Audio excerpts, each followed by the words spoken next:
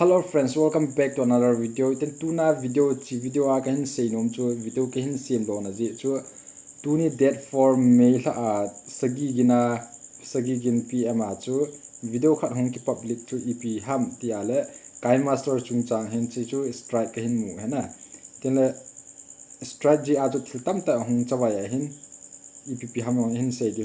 ama sa pena kai master chu EP ka se kai master chung chang EP ka se ham jala Thamasa date April 1 achu update chi hena update chi hin ahe wa chu without watermark mlo wa ki mangmang kai master ho chu zan himasa vela bo chu itham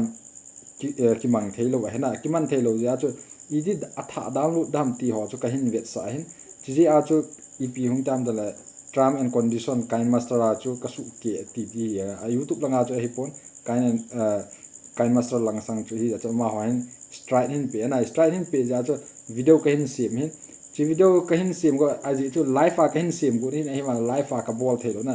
live ong e bon pe utan tel video ong ki upload thei lo dham chu wan chu ka te si lai na